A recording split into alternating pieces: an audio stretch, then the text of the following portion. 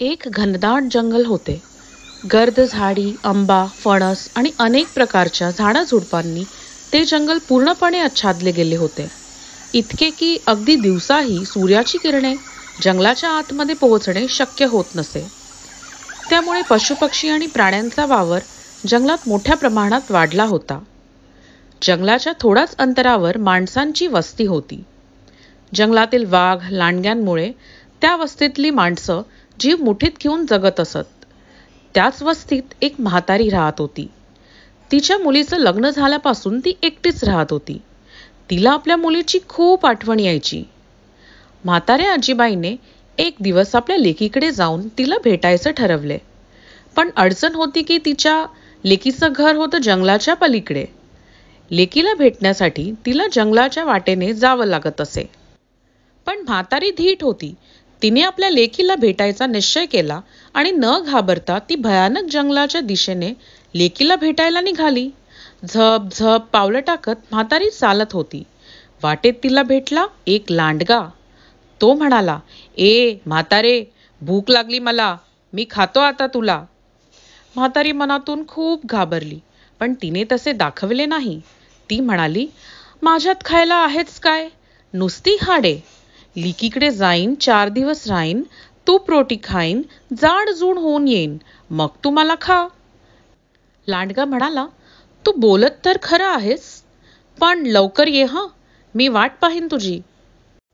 म्हातारी म्हणाली, "अगदी खरं." लांडग्याने तिला जाऊन दिलं. म्हातारी पुढे निघाली. मग तिला भेटला एक वाघ. तो म्हणाला, "म्हातारे, खातो आता तुला." म्हातारी म्हणाली, "वाघोबा, माझ्यात खायला आहेच काय, नुसती हाडे. लेकीकडे जाईन, 4 दिवस राहीन, तूप रोटी खाईन, जाडजूड होऊन येईन, मग मला खा." वाघ म्हणाला, "बरं बरं, पण लवकर परत ये हो." म्हातारी म्हणाली, "अगदी खरं." वाघाने तिला जाऊ दिलं. म्हातारी लेकीकडे गेली. थोडे दिवस राहिली. तूप रोटी खाऊन जाडजूड झाली. मग लेकीला म्हणाली, "मुली, आता मी घरी जाते ग." लेक म्हणाली, "आई, आणखी 4 दिवस राहा ना." म्हातारी म्हणाली, "नको ग बाई, जंगलात लांडगा माझी वाट बघतोय, वाघ माझी वाट बघतोय." मुलीला आईची काळजी समजली. ती म्हणाली, "आई, हा घे मोठा भोपळा, त्यात बसून जा, म्हणजे तुला कोणी बघणार नाही." म्हातारी भोपळ्यात बसली आणि म्हणाली, "चल रे भोपळ्या, टुणुक टुणुक." भोपळा पळत पळत निघाला. जंगलात भेटला वाघ.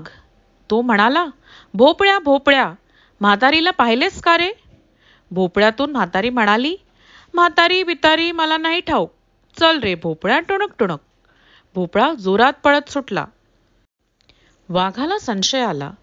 तोही भोपळ्याच्या मागे पळत सुटला. वाटेत भेटला लांडगा. त्याने भोपळ्याला अडवले, म्हातारीला बाहेर काढले. मग म्हणाला, "म्हातारे, मला फसवतेस काय? आता मी तुला खाणार." एवढ्यात वाघही तिथे आला. तो म्हणाला, "मीच खाणार म्हातारीला." लांडगा म्हणाला, "मी खाणार." वाघ म्हणाला, "मी खाणार." दोघांचे भांडण जुंपले. ते पाहून म्हातारी गुपचूप भोपळ्यात बसली आणि म्हणाली, "चल रे भोपळ्या, टुणुक टुणुक." वाघ आणि लांडगा भांडत बसले आणि म्हातारीचा जीव वाचला.